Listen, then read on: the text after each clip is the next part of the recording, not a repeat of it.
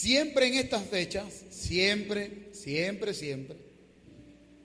surgen algunas preguntas. Hermano, ¿será que el arbolito es de Dios o el arbolito es del diablo?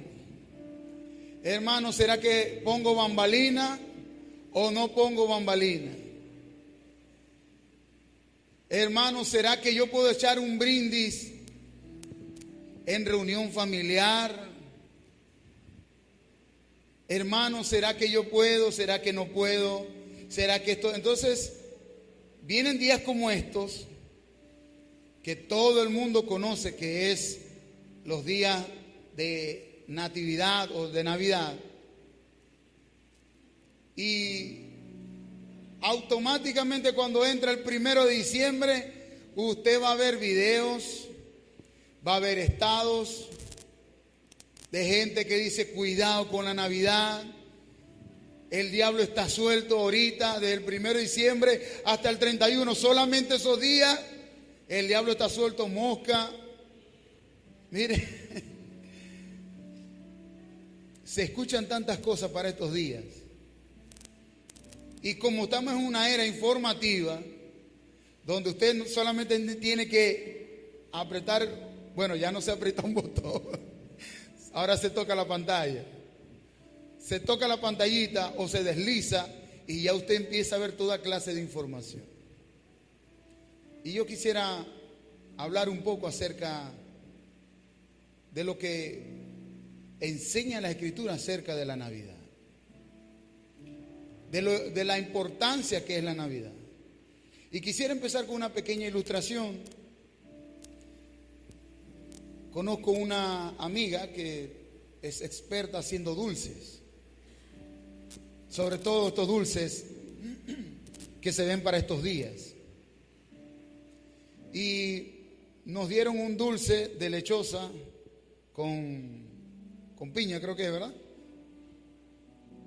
Y salió de una vez la conclusión: este dulce no es igual al dulce que hace fulanita de tal, porque ese dulce que hace ella, ese sí es el dulce. ¿Y qué hacemos con el otro? Bueno, no lo vamos a comer igual, porque no se puede perder, porque el mejor dulce es este, pero igualito no lo vamos a comer. Yo quisiera colocarle ese título a la reflexión de esta mañana: esta sí es la Navidad. Esta sí es la Navidad. Para nadie es un secreto que para estos días se mueve el comercio, el consumo se incrementa. Venimos con una tradición donde si no están las gomas nuevas, la ropa nueva, el pantalón nuevo, todo nuevo, no hay año nuevo. Gracias a Dios que por las situaciones que ha presentado el país nos hemos desligado un poquito de eso. Pero hace mucho tiempo atrás, si no estaba la mesa de punta a punta, full, ya las que preparaban se sentían mal. Y si los muchachos no tenían una o dos o tres mudas de ropa, también ocurrían ciertas guerras, ciertos adebacles. Para nadie es un secreto que en este tiempo que todos conocemos es el tiempo que hemos llamado Navidad. Y ciertamente no es la fecha exacta donde nació nuestro Señor Jesucristo. De hecho, la Escritura no nos enseña a festejar o a celebrar el nacimiento de nuestro Señor Jesucristo. Pero hay muchas cosas que ocurren en esta fecha. Mucha gente que no se hablaba durante un año, de pronto en el calor de la familia, en la reunión de la familia y en un abrazo de feliz Navidad o feliz año, Dios usa esta fecha para unir a las familias. He visto que de pronto duraban 11 meses peleados y en diciembre, el 24, se abrazaron y empieza todo el mundo a llorar y se restablece algo. No puedo decirle que eso es de parte de Dios el que la causa sea la festividad. Creo que Dios usa muchas cosas que nosotros echamos a un lado y las usa para bien. Amén. Y hay mucha gente que de pronto llega en los días de diciembre y mira todo el año y dice, este año, hice tal cosa, el otro año va a ser mejor. Los que quisieron rebajar, dicen, comeré todo en diciembre, porque el 1 de enero, bueno, no juran, pero casi, me voy a poner una dieta de jugos verdes, etcétera, etcétera, etcétera. Algunos cumplen, otros no cumplen. No les quiero decir en qué bando estoy yo. A su nombre. Lo cierto es que siempre hay metas, ¿ya? Mucha gente quiso emprender en algunos negocios y no pudo este año y se proyecta el siguiente año. Es decir, que este mes es un mes crucial en muchos aspectos, en el buen sentido común que se pueda pensar. Es un mes muy crucial. Pero quiero darle 7 puntos de por qué esta sí es la Navidad. No hablo de las fechas decembrinas, hablo de la verdadera Navidad, del verdadero sentido. Y creo que eso se pierde, el verdadero sentido de la Navidad. Algunos dicen, no hermano, Jesús no nació el 25 de diciembre, nació en agosto, otros dicen que en julio. Realmente la cuenta se puede sacar muy fácil. El embarazo de Elizabeth, la prima de María, y las cuentas, etcétera, etcétera, te da cierta fecha. Pero quiero hablar del sentido real de lo que es la Navidad, porque es necesario que la iglesia entienda y conozca eso. Amén. Quiero dar 7 puntos y preste usted mucha atención. Voy a ser muy breve, de por qué debemos recordar ese verdadero sentido de lo que es la Navidad. Para empezar, la Natividad siempre apunta al nacimiento de alguien, de nuestro Señor Jesucristo. Nosotros que hemos recibido la salvación, la gracia de ser salvos, es bueno que recordemos que Dios cumplió su promesa. Miren, antes de que naciera el Salvador, el mundo estaba destinado a ir al infierno. Generación tras generación estaban destinadas a ir al infierno. Desde que Adán pecó, Adán y Eva pecaron. Génesis capítulo 3, verso 15. Ya Dios había preparado de antemano a nuestro Señor Jesucristo que naciera en un tiempo específico. Miren, Dios tuvo que esperar. Si usted lee Génesis capítulo 3, verso 15, el Señor le está hablando a la serpiente y emite uno de los juicios más radicales que hay en la Escritura. Le dice a la serpiente: y pondré enemistad entre ti y la mujer, entre tu simiente y la simiente suya. Esta la herirá en la cabeza y tú le herirás en el calcañar. La primera promesa de que no se iba a quedar las cosas solamente en la vida de pecado que habíamos heredado de Adán y Eva, sino que iba a venir un día en que la simiente de la mujer iba a estar enemiga con la simiente de la serpiente. y que la simiente de la mujer le iba a pisar la cabeza a la serpiente antigua, y que esta serpiente antigua le iba a herir en el calcañar, en el talón. El problema de interpretar la simiente es que durante muchos siglos los lectores de la antigua escritura, de las escrituras sagradas, creían que cuando el Señor había hablado de la simiente, creían que era la descendencia. Porque una de las traducciones para simiente es descendencia o generaciones.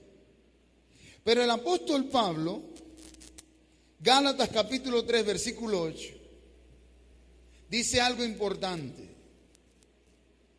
Dice, no es que Dios había prometido unas simientes o una descendencia como si fueran muchos.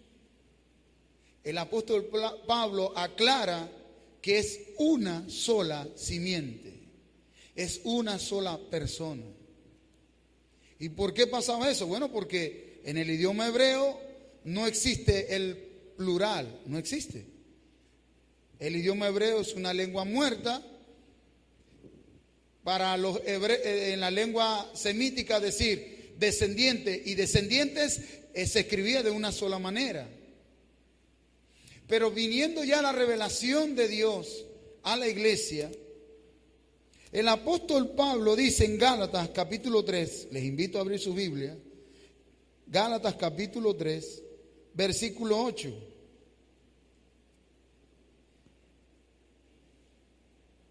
Dice de la siguiente manera: y la escritura, previendo que Dios había de justificar por la fe a los gentiles, dio de antemano la buena nueva a Abraham, diciendo, en ti serán benditas todas las naciones de la tierra. Siglos después de Adán y Eva, Dios sigue hablando al hombre. Génesis capítulo 12. Habla con un hombre que se llama Abraham y le dice, en tu simiente serán benditas todas las naciones de la tierra. El pueblo de Israel creía que era la generación que venía después de Abraham, y así sucesivamente.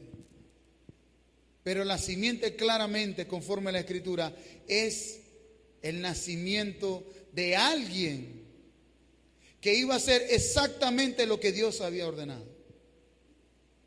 Recuerden que Dios es un Dios eterno. Dios no tiene principio, no tiene fin.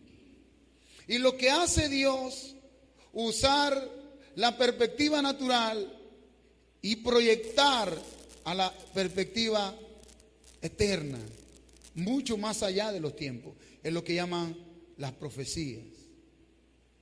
Abraham, Dios habló con Abraham y lo llamó y le dijo, sé perfecto y camina recto delante de mí.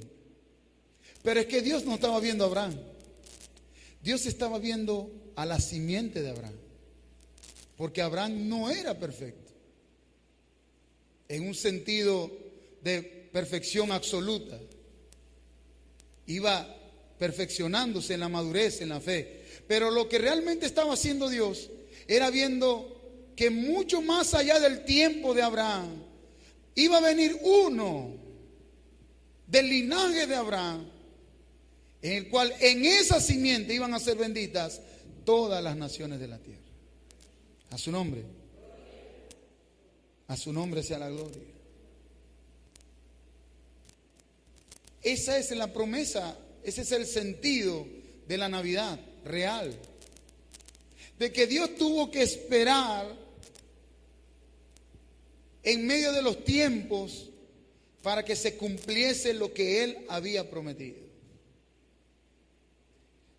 Fíjense, 1000 años después de Abraham, segunda de Samuel capítulo 7 versículo 12 y al 14, segunda de Samuel, segundo libro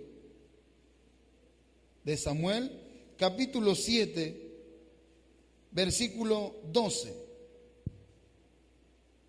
Dice de la siguiente manera: y cuando tus días sean cumplidos, Dios hablándole al rey David, y duermas con tus padres, yo levantaré después de ti a uno de tu linaje, el cual procederá de tus entrañas, y afirmaré su reino. Él edificará casa a mi nombre. Yo lo afirmaré para siempre el trono de su reino.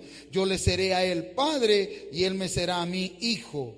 Y si él hiciere mal, yo lo castigaré con vara de hombres y con azotes de hijos de hombre. Imagínense, 1000 años después, Dios ve a un rey que era David, pero en la perspectiva de Dios no ve a David, ve a la simiente de Abraham, ve al linaje de David, ve a nuestro Señor Jesucristo. Ese reino será eterno para siempre. Ese reino, no el tuyo, David. Tú vas a dormir con tus padres, pero después de ti, muchos creían que era Salomón. Ese no era Salomón, ni ninguno de los reyes que precedieron a Salomón y a los reyes de Israel. Estaba hablando de nuestro Señor Jesucristo. A su nombre. Yo seré para él padre, y él será para mí hijo. Y su reino no tendrá fin. Ese es el sentido de la Navidad. De hecho, se usa mucho una palabra que se llama advenimiento o adviento. Adviento quiere decir alguien que viene. Obviamente estamos en el Antiguo Testamento. Es alguien quien viene, que va a nacer, que va a reinar, que va a bendecir a todas las familias de la tierra. Amén. Muchos devotos judíos del Antiguo Testamento anhelaban ese advenimiento. Amén. Dios usa muchos métodos, muchas formas. Vamos a leer Isaías capítulo 9, versículo 6. Isaías capítulo 9, versículo 6.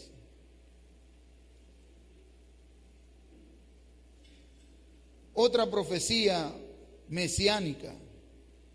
Porque un niño nos es nacido, hijo nos es dado, y el principado sobre su hombro. Se llamará su nombre admirable, consejero, Dios fuerte, Padre eterno, príncipe de paz. ¿Qué les parece? 700 años después de David, Dios llama a un profeta llamado Isaías y le revela que el Salvador tiene que ser de la descendencia de Abraham, del linaje de David, pero que también iba a ser un ser humano, que iba a nacer y que tendría todos los atributos de Dios. Si usted lee todos esos atributos, Padre eterno, solamente hay un Padre. La gente decía, pero ¿cómo van a ser el Padre eterno? Porque realmente la revelación no había sido completa en ese momento. Y más adelante, si usted lee el profeta Miqueas, en el capítulo 9, en su versículo 6, dice que iba a nacer en Belén. Miqueas capítulo 5, versículo 2, perdón. Tú, Belén, pequeña para estar entre las familias de Judá, de ti saldrá el que será el Señor en Israel. Sus salidas son desde el principio, desde los días hasta siempre. Miqueas capítulo 5, versículo 2. Es decir, que Dios tuvo paciencia desde el pecado de Adán hasta el nacimiento de nuestro Salvador. Tuvo mucha paciencia y fue dando destellos de revelación en su profecía, en las profecías que dictaban los profetas, de que iba a venir un niño, que iba a nacer el Salvador. Luego, 3 siglos después de Miqueas, Malaquías capítulo 3, versículo 1, dice: he aquí yo envío mensajero. Ahí hablaba un poco más de lo que él iba a hacer. Un mensajero que preparará el camino delante de mí. Y vendrá súbitamente a su templo el Señor, a quien vosotros buscáis. Y el ángel del pacto, en quien deseáis vosotros, he aquí viene, dice el Señor de los ejércitos. Es decir, que 400 años antes que naciera el Señor, le dice al profeta Malaquías: Él viene, su advenimiento viene, el Salvador de Israel. Gálatas capítulo 4, versículo 4, acompáñenme. Gálatas capítulo 4, versículo 4.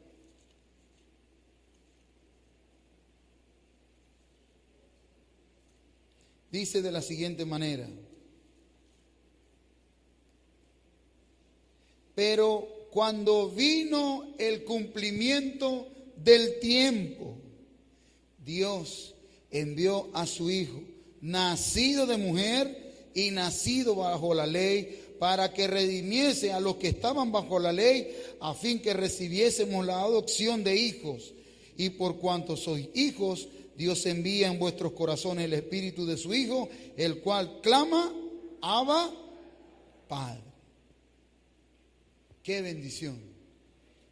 No solamente Dios tuvo paciencia, no solamente Dios usó métodos, usó hombres para profetizar la venida del Salvador, sino que cuando usted lee aquí Gálatas capítulo 4, versículo 4, dice: y cumpliéndose el tiempo envió a su Hijo.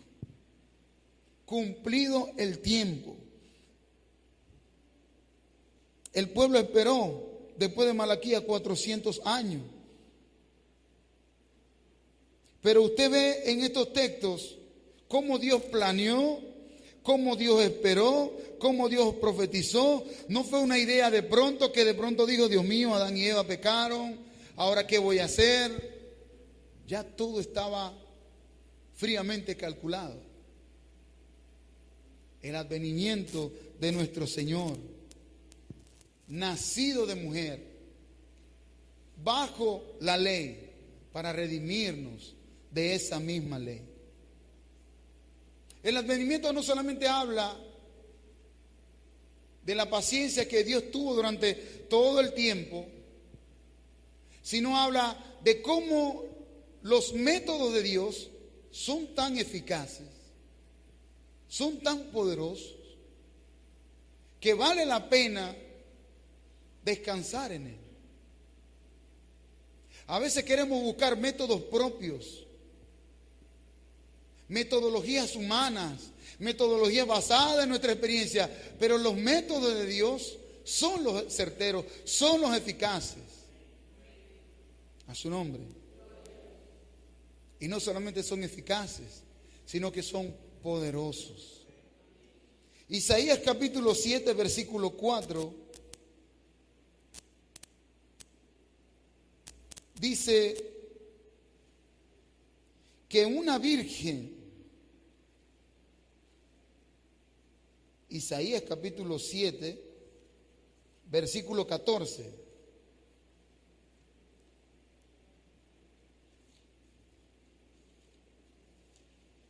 dice de la siguiente manera: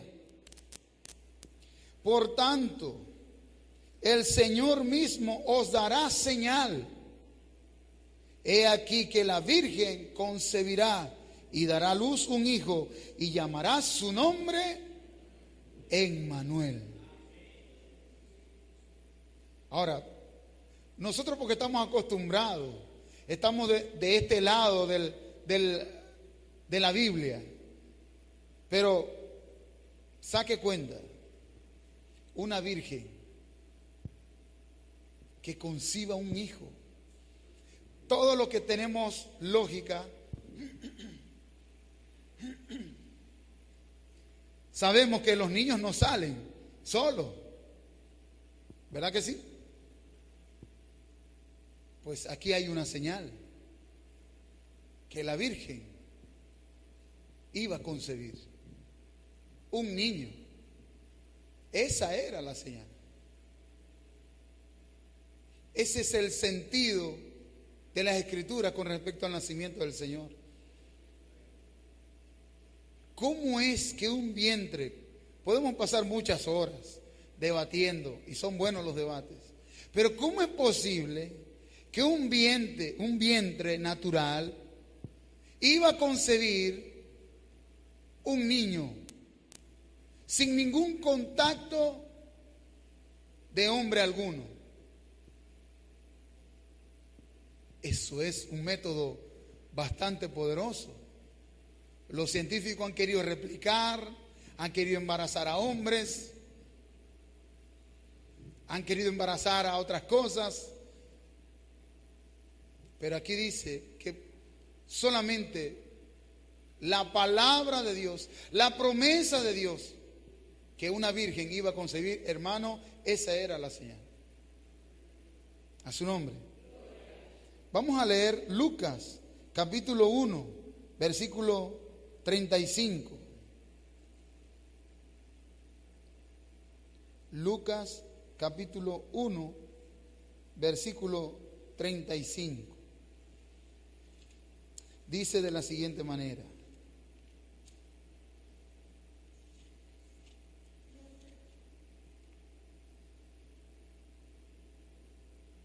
Lucas capítulo 1,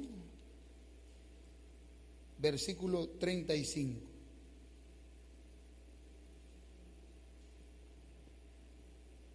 No, creo que esa no es.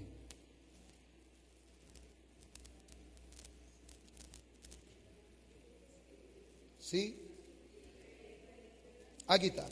Estaba también allí, no, y una espada traspasará su misma alma para que sean revelados los pensamientos de muchos corazones. No, esa no es. Estoy en el 2. 1.35, sí es. Pero no me regañen, hermano.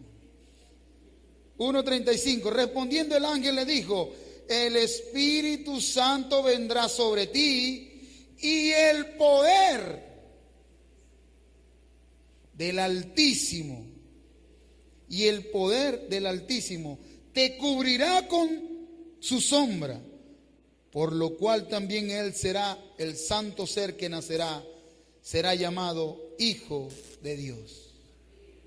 Un método poderosísimo. La cobertura de la misma presencia de Dios, abrigando a María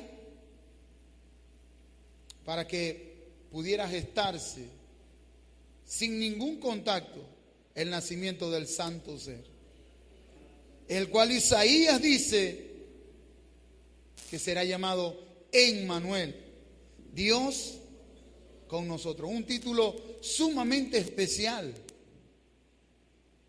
Emmanuel no solamente es Dios con nosotros, quiere decir Dios habitando en medio nuestro. Recuerden que la habitación de Dios solamente era el templo en aquel entonces. Pero ahora no hay templo, no hay barreras, no hay muros. Ahora es la misma persona y el mismo carácter de Dios habitando en medio nuestro. Emmanuel, Dios con nosotros. Qué bueno es Dios. Y el Verbo eterno, la segunda persona de la deidad, el Hijo divino, se hizo carne y habitó entre nosotros mediante la concepción milagrosa por obra del Espíritu Santo en una virgen llamada María. nos llevaría horas y quizás no llegaremos ni al 1% de la revelación completa de este gran milagro. Hay unos, no, hermano, porque, ay Dios mío, yo escuché una vez un hermano, Dios mío, que Jesús era mujer. Yo, ¿cómo es la cosa, hermano? ¿Cómo que Jesús es mujer? Sí, hermano, porque XX es mujer y XY es mujer. Y al no haber XY, esto se quiere decir que serían puras XX. Y si hay XX, entonces Jesús es mujer. Hermano, le queremos buscar 5 patas al gato, cuando el texto nos invita a creer en la obra poderosa. No dice entender, algún día entenderemos. Claro que sí. Algún día. Pero nos está invitando a creer en la obra poderosa del Espíritu Santo, en una mujer, para poder gestar en ese vientre la venida de nuestro Salvador. A su nombre. Dijimos, número 1, Dios tiene paciencia. Número 2, Dios tiene métodos poderosos. Número 3, Dios cuida de los detalles. Dios cuida de cada uno de los detalles. Lucas capítulo 1, versículo 26. Al 6º mes, el ángel Gabriel fue enviado por Dios a una ciudad de Galilea llamada Nazaret, a una virgen desposada con un varón que se llamaba José, de la casa de David, y el nombre de la virgen era María. Vamos a leer capítulo 2, versículo 4. José subió de Galilea, de la ciudad de Nazaret a Judea, a la ciudad de David que se llamaba Belén, por cuanto era de la casa y la familia de David. ¿Saben? Jesús tenía el título de Nazareno, pero él no nació en Nazaret. Él nació en Belén, de Judá. Amén. ¿Por qué les digo que Dios cuida de los detalles? Porque a Jesús se le conoce como Jesús de Nazaret, para que se cumpliesen también las Escrituras. Pero en Miqueas capítulo 5 tenía que haber nacido en Belén, pues Jesús cumplió todos los requisitos. Nació en Belén y también era llamado el Nazareno, porque se crió en Nazaret. A su nombre. Que por cierto, Nazaret no es un nombre popular. De hecho, los judíos tenían cierto desprecio a todos aquellos que nacieron en Nazaret. Vamos a leer Juan capítulo 1, versículo 46. Juan capítulo 1, versículo 46.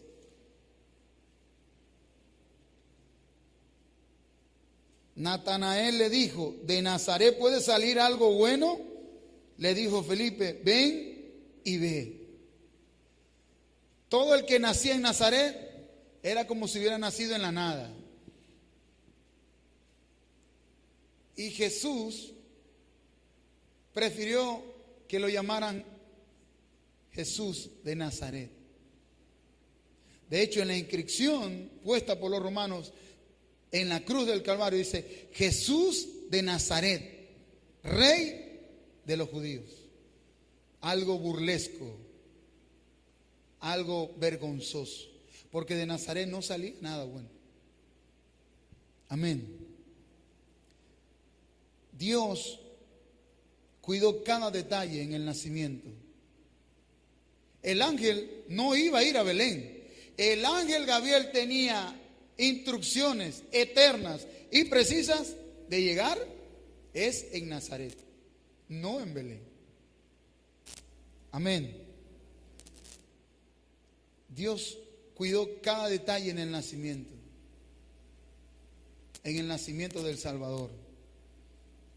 Y no solamente cuidó cada detalle, sino que también hubo un despliegue en su poderosa soberanía.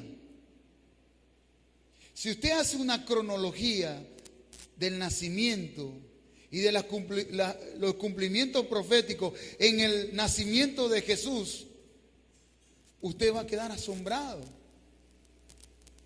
Porque para que pudiera reconocerse que Jesús nació en Belén, José tuvo que ir a Belén a registrarse, a registrar a su hijo que nació en Belén.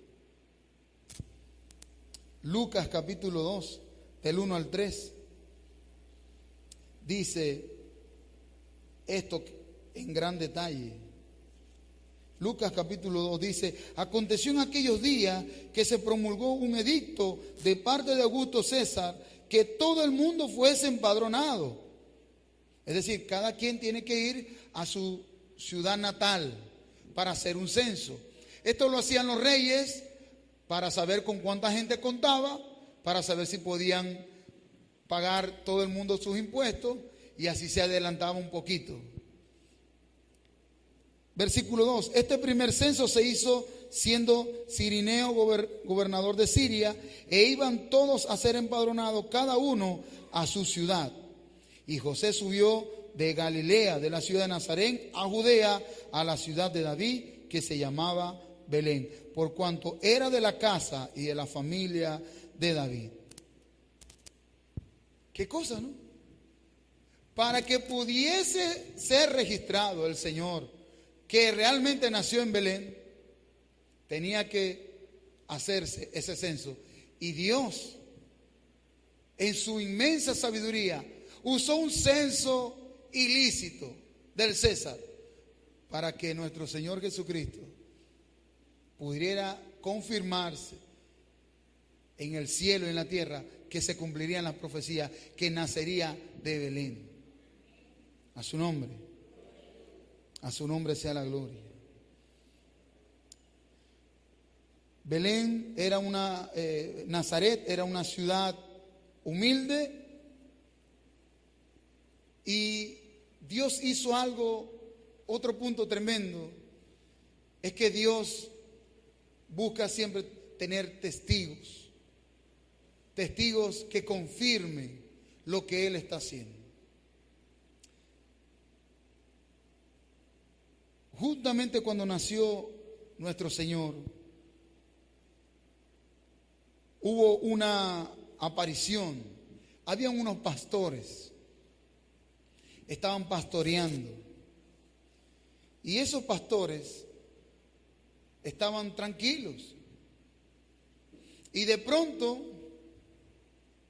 hubo una aparición de un ángel. Lucas capítulo 2, versículo 8. Textualmente dice de la siguiente manera: habían pastores en la misma región que velaban y guardaban las vigilias de la noche sobre su rebaño. Y aquí se les presentó un ángel del Señor, y la gloria del Señor rodeó de esplendor, y tuvieron gran temor. Pero el ángel les dijo: no temáis, porque he aquí os doy nuevas de gran gozo, que serán para todo el pueblo, que os ha nacido hoy en la ciudad de David el Salvador, que es el Cristo, el Señor. Esto os servirá de señal: hallaréis al niño envuelto en pañales, acostado en un pesebre. Y repentinamente apareció con él, con el ángel, una multitud de huestes celestiales que alababan a Dios y decía: gloria a Dios en las alturas, y en la tierra buena voluntad para con los hombres.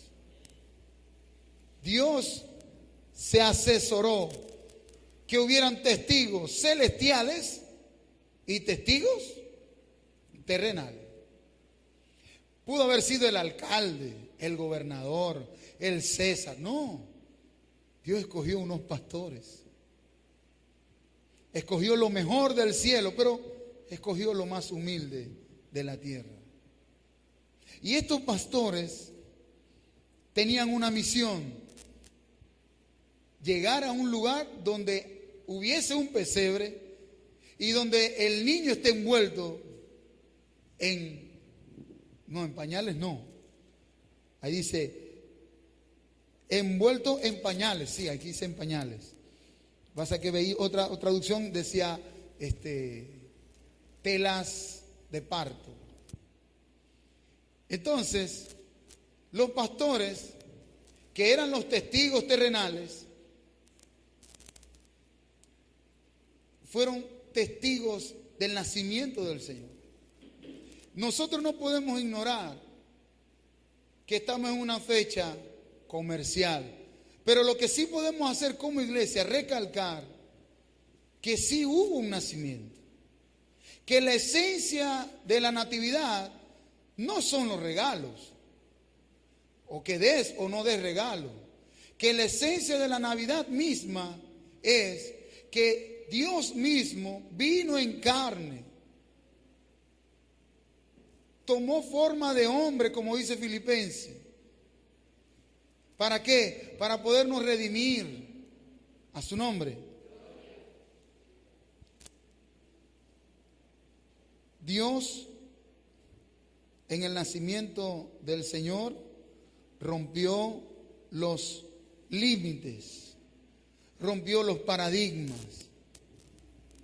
Queridos hermanos, no solamente habían testigos en el cielo, habían testigos en la tierra, sino que vinieron unos magos. Usted dirá, hermano, pero esos son como medio brujos, que eran 3. No, la Biblia no dice que eran 3. Ni eran Baltasar, ni eso es mito. Dice que era una caravana de hombres sabios de Oriente. Y esos hombres sabios, ellos tenían cierto indicio en cuanto a la astrología. Y ellos, conforme a las profecías de Daniel, porque procedían de las tierras de Babilonia, ellos sabían de que una estrella, un testigo cosmológico, iba a dar testimonio ese día de que iba a nacer el rey. Ellos sabían que iba a nacer el rey. Usted lo puede llamar paganos, incircuncisos, idólatras, pero ellos sabían que iba a nacer un rey. Y el pueblo de Israel, que esperaba el rey, no lo pudo ver. Es más, el mismo pueblo de Israel lo entregó. Prefirieron un ladrón, un asesino como Barrabás, y crucificar al maestro. Pero estos hombres que caminaron en esa caravana, muchos dicen que en camello, no sé, otros dicen que en caballo, tampoco lo sé, no lo dice la Escritura. Pero a juzgar por los regalos que trajeron al pesebre, ahí había plata, ahí había dinero, oro, incienso y mirra fueron los obsequios primeros, como una señal de que el rey había nacido. A su nombre. Y usted podrá ver que todo era totalmente anormal. Lo común cuando nacía un rey era preparar una gran fiesta, toda la nación festejaba, todo era adornado. Él no nació ahí, él nació en un pesebre. Los regalos, habían 7 días de regalos por el nacimiento de un heredero. No hubo nada de eso. Pero de que nació un rey, nació un rey. Y no todos se dieron cuenta de que había nacido el rey del mundo, el rey del universo. Amén. La profecía, las escrituras, traen consigo un consuelo. El consuelo de muchos que esperaban el nacimiento de un niño. Lucas capítulo 2, versículo 26. Vamos a leer Lucas capítulo 2 del versículo 25. Y he aquí había en Jerusalén un hombre llamado Simeón, Y este hombre justo y piadoso esperaba la consolación de Israel. Y el Espíritu Santo estaba sobre él. Y le había sido revelado por el Espíritu Santo que no vería la muerte antes de que viese al ungido del Señor. Y movido por el Espíritu vino al templo. Y cuando los padres del niño Jesús lo trajeron al templo para hacer con él conforme al rito de la ley, él le tomó en sus brazos y bendijo a Dios diciendo: ahora, Señor, despide a tu siervo en paz conforme a tu palabra, porque han visto mis ojos tu salvación. Y era un niño. Era un niño. Nuestro Señor Jesucristo era un niño. Y como le dijo Simeón: he visto tu salvación, la cual has preparado en presencia de todos los pueblos, luz para revelación a los gentiles y gloria de tu pueblo Israel. Y José y su madre estaban maravillados de todo lo que se decía de él. El Espíritu Santo sobre un anciano dijo: ese niño es la salvación. Y este anciano había recibido esa palabra muchos años atrás, que no se cerrarían sus ojos antes que sus ojos puedan ver el ungido, el Rey. Ese es el sentido de la Navidad. Amén. Lucas capítulo 2, versículo 34.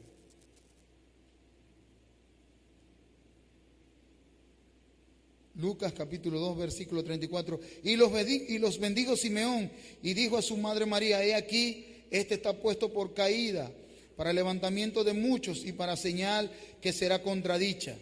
Y una espada traspasará su misma alma, para que sean revelados los pensamientos de muchos corazones. Y también estaba allí Ana, profetisa, hija de Fanuel, de la tribu de Aser, de edad muy avanzada, pues había vivido con su marido 7 años desde su virginidad, y era viuda hacia 84 años. Y no se apartaba del templo, sirviendo de noche, de día, con ayunos y oraciones. Está presentándose en la misma hora, daba gracias a Dios y hablaba del niño a todos los que esperaban la redención en Jerusalén. Justamente cuando nace el Señor, ocurrieron señales de todo tipo. Simeón profetizó, Ana también predicaba sobre el niño, de todo lo que venía, la bendición que venía de la salvación al nacer el Hijo de Dios. ¿Por qué le doy todos estos textos? Porque a veces desconocemos el verdadero sentido, nos enfocamos más en si hay o no hay, si hay para compartir o si realmente el sentido real de la Navidad es que el Rey ha nacido. Y ese mismo Rey murió en la cruz del Calvario. Note que el ángel le dijo a los pastores: les voy a dar una buena nueva. Es decir, les voy a dar el Evangelio. Van a ser un niño. El Evangelio también, en el Evangelio también está incluido el nacimiento del niño, el cumplimiento de las profecías sobre ese niño y la promesa con que ese niño vendría al mundo, la salvación de Israel, la consolación de Israel. Miren, ahorita hay tantas cosas que quieren desenfocarnos realmente de lo que es la Navidad. Que si el arbolito es de Dios, que si el arbolito no es de Dios, que si las bambalinas eran otras bambalinas que se guindaban. hermano, mire, eso es increíble. Pero realmente esta sí es la Navidad. En que nuestro Señor Jesucristo, nuestro Salvador, Dios hecho carne, nació como hombre, vivió las mismas, fue tentado en todo, vivió lo mismo que tú y que yo.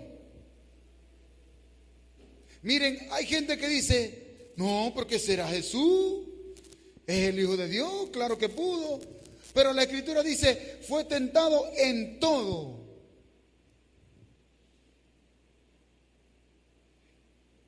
Muchos dicen, hermano, es que me siento solo. Él también se sintió solo.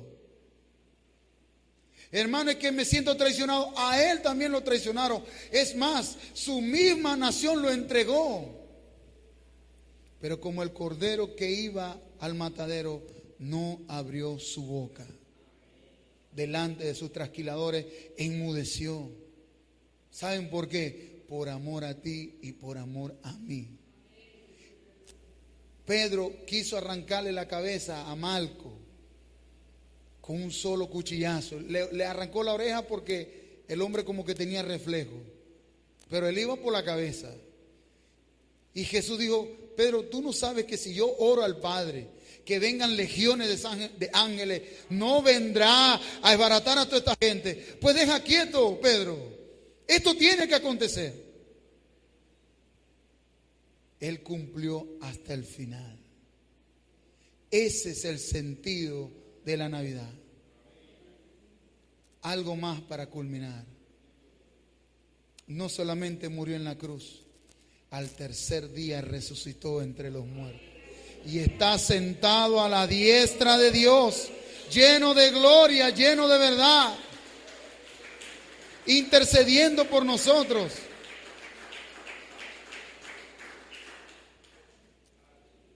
Otra cosa más, ese que está a la diestra, así como vino la primera vez, ay papá, va a venir la segunda, pero no vendrá en un pesebre, no, vendrá con un título en sus muslos. Eso es un sentido profético tremendo. Y dirá, Rey de reyes, Señor de señores. Y herirá a las naciones con la espada de su boca. Y juzgará a las naciones. Ese es el sentido. Que Cristo vino. Que el Señor cumplió lo prometido. Que realmente en esa cruz no había parecer, no había hermosura en él, según Isaías 53. No había algo que nosotros le agradáramos verlo. Muchos estudiosos dicen que era una bola de carne ahí clavada en la cruz. Que Él herido fue por nuestras rebeliones, molido por nuestros pecados, que la paga de nuestra paz fue sobre Él y que por su llaga fuimos curados. Ese es el sentido de la Navidad. Que Él nació, vivió, cumplió todo lo que las Escrituras decían de Él. Y un día todos sus enemigos estarán bajo sus pies. Y su último enemigo será la muerte. Y se declarará una palabra que dice, oh muerte, ¿dónde está tu aguijón? Sepulcro, ¿dónde está tu victoria? Cristo de gloria. Vamos a estar sobre nuestros pies.